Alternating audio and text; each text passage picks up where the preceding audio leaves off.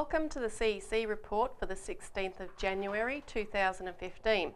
I'm Elisa Barwick and with me today is Craig Isherwood. Welcome, Craig. Yeah, thanks, Elisa. And in today's show, world uproar against terrorism must take aim at authors of Clash of Civilisations. And New Zealand has joined the AIIB. When will Australia move? So firstly, world uproar against terrorism must take aim at authors of Clash of Civilisations. Now, there has been an uprising worldwide against what has happened in Paris on the 7th of January, what's happened in Sydney. This is a real build-up here, and we saw over the week these really huge rallies, millions of people in Paris. We saw millions of magazine sales of Charlie Hebdo, the magazine office of which was attacked, and it is a good reaction. It shows a potential for change. However, there must be substance and an informed response to actually go after the authors, the real authors of terrorism. And in last week's show, we talked extensively about the Wahhabism element of Islamic extremism, and it's important, if people haven't seen that, to go back and look at it, because that's the premise of what we'll talk about today. And we also talked about last week Prince Charles's role in international terrorism and his friends, his very close personal friends in Saudi Arabia that are funding these apparatus. Now this week we're going to look more at the historical background to this terrorist apparatus, who it is, where it came from, and at the real purpose, therefore, of this terror drive. Elisa, I think what I found was really quite stunning is that at a few hours after the attacks on Charlie Hebdo, there was a press conference in Washington, D.C. This press conference was headed up by US Congressman Walter Jones and Stephen Lynch, as well as US Senator Bob Graham. Now, the importance of this was that this was a press conference to call for the release of the secret, withheld 28 pages of the Joint Congressional Investigation into 9/11 from back 2003. And Bob Graham was one of the key leaders on that. He actually chaired or co-chaired that particular panel. Now, that report goes through in detail, we believe, from those who have read it have indicated this, that it's Saudi Arabia that funded, Saudi Arabians that funded 9/11. Now, what you said before about giving substance to these rallies, look, there is no way that you're going to deal with international terrorism, because terrorism is a form of asymmetric warfare. And if it's asymmetric warfare, you have to ask, well, who are the parties involved here? This terrorism is not run from the bottom up. No. It's always run as a state-sponsored operation, as a form of asymmetric or non-usual warfare, top down. And here you have, leading US congressmen and representatives calling for the release of information that will point directly to the role of Saudis funding terrorism. It'll also point, therefore, to the direct role that Prince Charles has, which we've covered on this, to his ties to Saudi Arabia. So what you find is that there is a nexus at the very top of the financial system, of international relations, of the United States, of Britain, that are literally covering up the source of this terrorism. That's right. And we're starting to see now that more details are coming out of the Paris attack, exactly that template that you've mentioned. And I'll just give a couple of details that have emerged on that Paris attack. The two brothers who carried out the attack it has been established that they are connected into jihadist networks run out of London, or Londonistan, as knowledgeable terror experts and even London media put it. The recruiters of those two brothers operated out of British intelligence protected mosques in London, such as the Finsbury Park Mosque. The mentor of those two gunmen was called Jamel Beghal. He's a French Algerian who moved from France to Britain in 1997 and became a leading recruiter for Al-Qaeda, working out of that Finsbury Park Mosque. And he was a key disciple of radical preachers and mosque leaders Abu Hamza al-Masri and Abu Qatada. Now, Abu Hamza, for one, was recently extradited to the United States to face court and be put on trial for his role in certain terrorist activities. His defence in court was that while he was recruiting for Al-Qaeda out of the mosque, he was actually working for MI5, of which Prince Charles is the patron. And people should go to our New Citizen article on Prince Charles, people which can is in his call in latest and New get a Citizen. copy of that and read the details of it. Now, as for Jamal Beghal, the mentor of the gunman, he was part of an offshoot of the extreme Islamic armed group known as the GIA, which organised the Paris metro bombings in 1995 from London. And in the aftermath of that attack, the British had refused to extradite him for 10 years. He was later eventually convicted of that. But of course, there were big questions coming from France, and in fact, EIR, our international associates, put together a dossier which presented to the US administration in 2000, so prior to 9/11, which demanded that Great Britain be put on the list of the state sponsors of terrorism. And it was, the documentation in this dossier was all government documentation where various governments around the world were saying, look, we're trying to fight terrorism, but we're finding that they're going straight back to London, or all their activities are headquartered in London, they're being protected, they're being funded. And after this 1995 Paris attack, you had headlines in the French media, such as the Daily Telegraph, Britain harbours Paris bomber. Le Figaro wrote, the trail leads to Great Britain. The British capital has served as logistical and financial base for the terrorists. So, and there were various other countries, Russia and so forth, saying, look, this all leads to Londonistan. So there's still major questions over this Paris attack. I mean, one of the lead investigators in this suicided on the night of January 8th. So, you know, what's happening? Are there cover-ups going on? There's no doubt a lot that we don't know. There's question marks also over the Sydney attack. It's now being widely reported that Katrina Dawson was probably hit and likely killed by a police bullet, not that of man Haron Monis. There's also questions, the same questions over Tory Johnson. Was he killed by a police bullet because perhaps it is possible that the first bullet that was fired, which led the police to storm the building, was a warning shot on behalf of the attacker? That's not known. There's an inquest that is going to be held, but there's apparently new video footage out that draws these questions. And there's also questions about how it was handled, the fact that police did not pursue all avenues to talk him down. There were Muslim community leaders that actually said later, look, we know he wasn't intending, or we think he wasn't intending to kill anybody. We think we could have talked him down. We made that offer. And there were also apparently hours at a time where the police had no communication whatsoever. So is it the case that it wasn't treated as a hostage negotiation, that there was some, you know, overlaid political implication that this is terrorism and therefore we don't negotiate with terrorists and we have to look at it in that way? Well, so you have to sort of wonder that, and I think that'll come out. Hopefully that will come out, because it's going to be very difficult to cover this one up, but, you know, you never know. Mm-hmm. But I think the real question that we have to ask is, you know, obviously you're seeing an increase of these type of so-called lone wolf attacks. Well, it's all driven. It's not driven, as I said, from bottom up, at least. This is all driven top down. And what are we facing right now? We're facing the collapsing or the imploding of the global financial system, centred in London and in Wall Street. That's right. What that means is that, you know, we're looking at the potential very serious unrest within the populations of many, many countries that will demand alternatives to the London-directed monetary system that we have now. Mm-hmm. So therefore, you're looking at the global financial oligarchy, the British Empire, Wall Street and London losing its actual political power. Yeah. I mean, the transatlantic system is completely bankrupt at the present time. I mean, they're looking at the European monetary system is looking at, you know, central banks are printing money to prop up the system.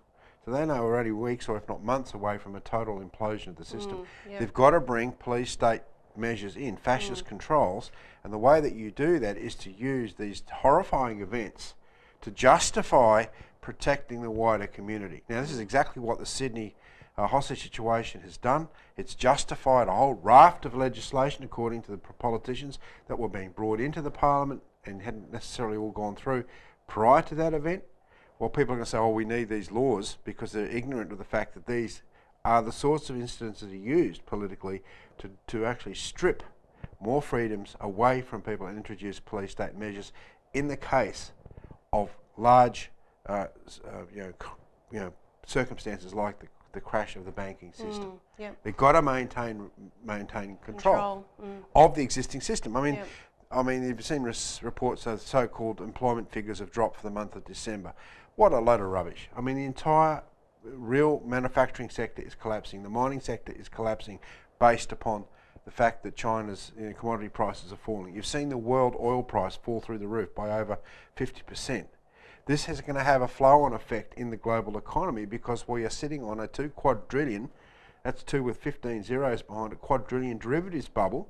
A large amount of that derivatives bubble is tied up in derivatives in the commodities market. Now, there's always going to be some sort of delay when you see the price collapse, but we're basically sitting on the edge of the cliff here. The establishment knows that. Many people that we've talked to that about know that there is going to be another GFC. It's going to be worse than the first one, and nothing is being done globally to deal with it, except for what we're doing with the call for Glass-Steagall re-regulation of the banking system. We have to get rid of the speculative system, and then you go with the sorts of policies that have been put with the BRICS, by the BRICS countries, that's Brazil, Russia, India, China and South Africa, where you actually respect the national sovereignty and borders of countries. You go with large-scale sovereign development projects so that you can put people back to work, and you fund it through institutions that issue credit based upon the sovereign nature of those countries. And the BRICS have created a whole raft of new financial institutions. This is what the terrorism is aimed at destroying. Now we have to stop briefly, but we'll take exactly that point up after the break.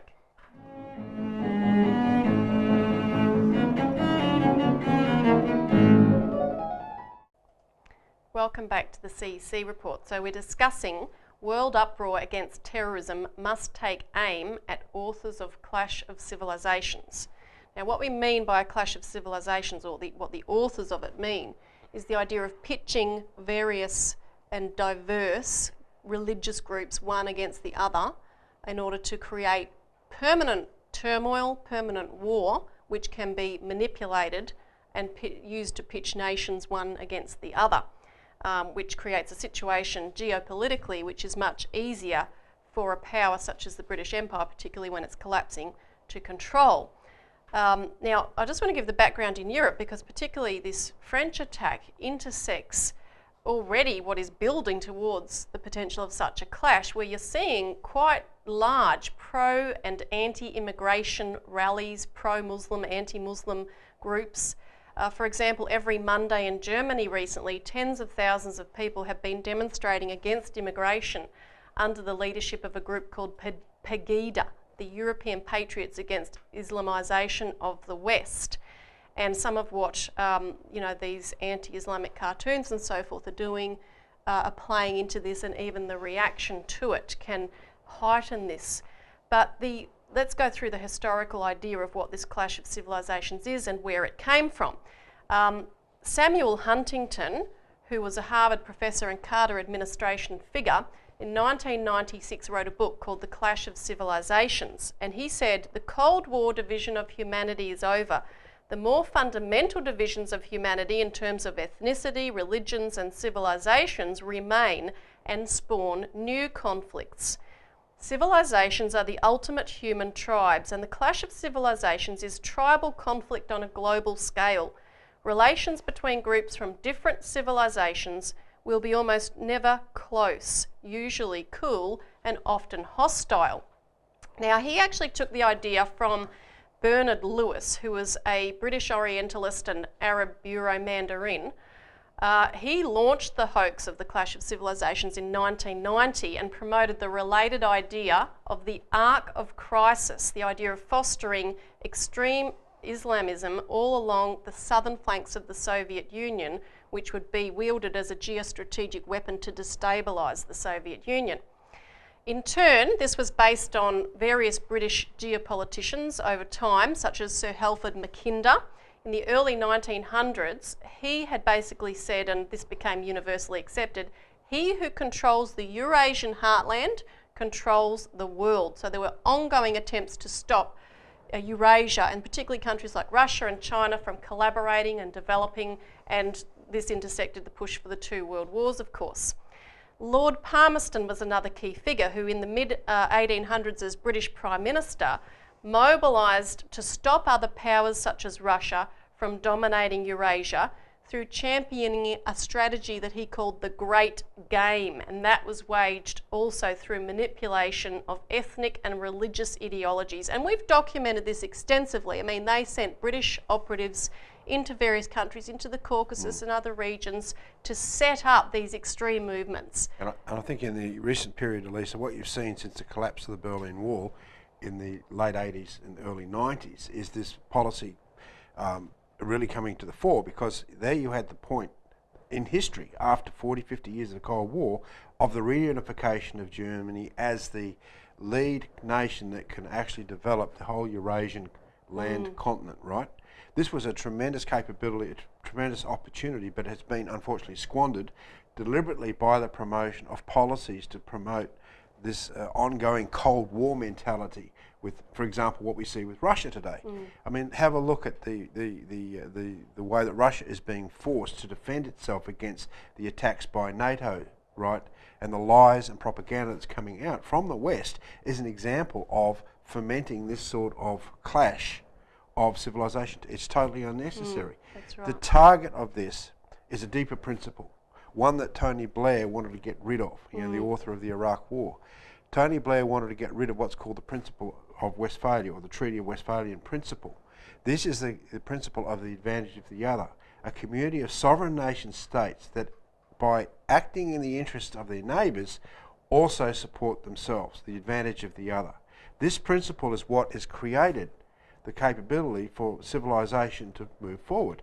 That's what's under attack here. And the way that you do that is you say, you take minority groups with extremist views and you promote them so that you end up with terrorism, bloodshed and everything else that comes from it as a tool to bludgeon sovereign governments into accepting and into a direction that is governed top down. And people, you know, because there's a big debate about why do young people join these extreme movements even from Australia. Well, people get suckered into that because, as you said, you've got leaders that are sent in to set it all up. They're organised, they've got funding, etc.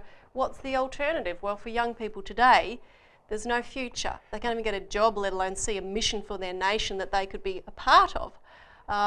But, of course, the big threat has again raised its head, as you mentioned, with the fall of the Berlin Wall. Today, we have this momentous development in the last year where the BRICS nations have come together.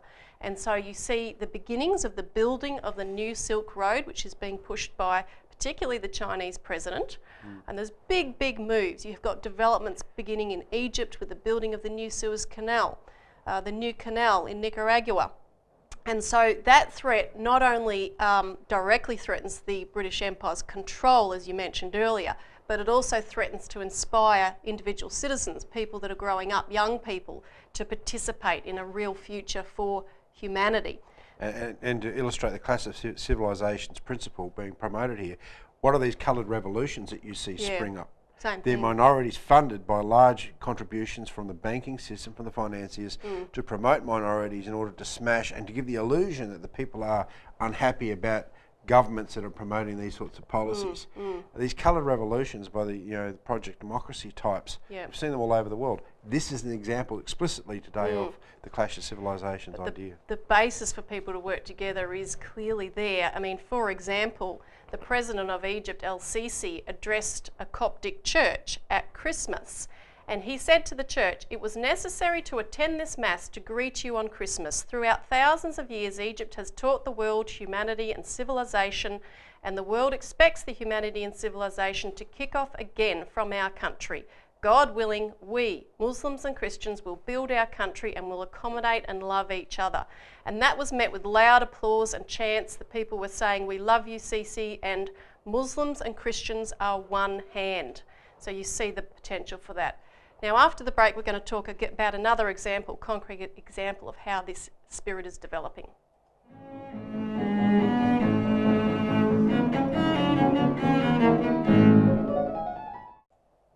Welcome back to the CEC Report.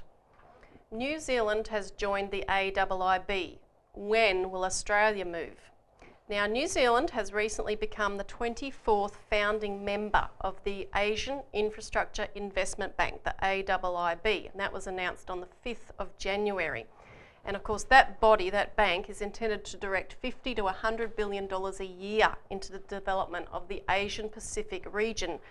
And we should obviously therefore be a part of that. Now, Andrew Robb, the Trade and Investment Minister, said back in December that Australia would almost certainly join, and he said that the AIIB is the wish of everyone in the Cabinet from the Prime Minister down.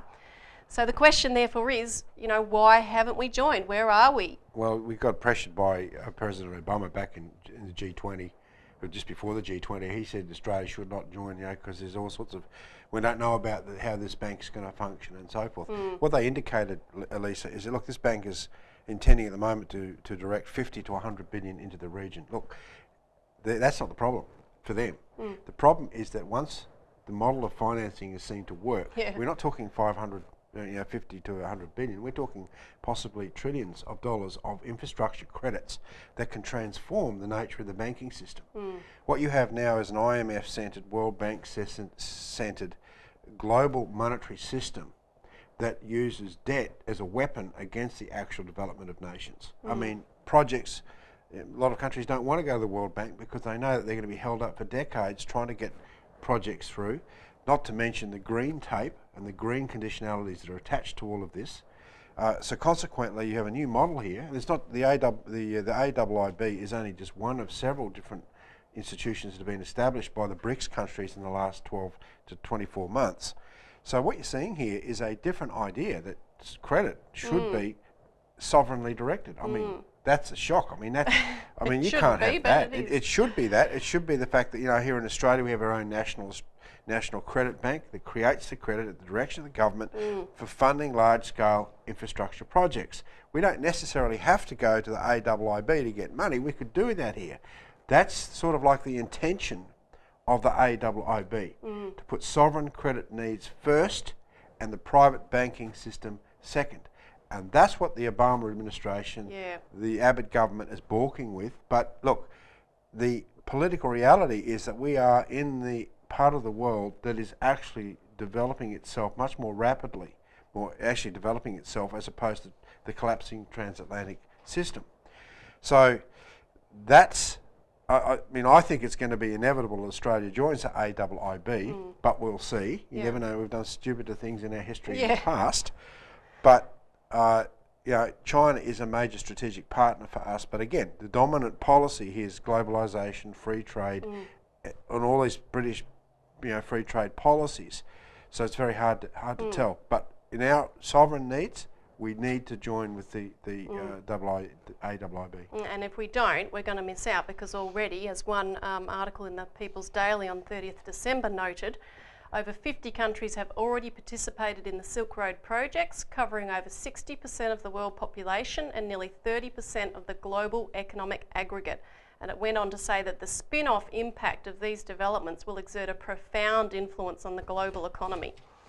Now, get a hold of one of our copies of the Australian Alert Service. You can call in, we'll send you the latest one for free, and you can find out a bit more about those developments. We can only touch the tip of the iceberg on this program, Elisa. Absolutely, but thanks for joining in, and join us again next week for the CEC Report.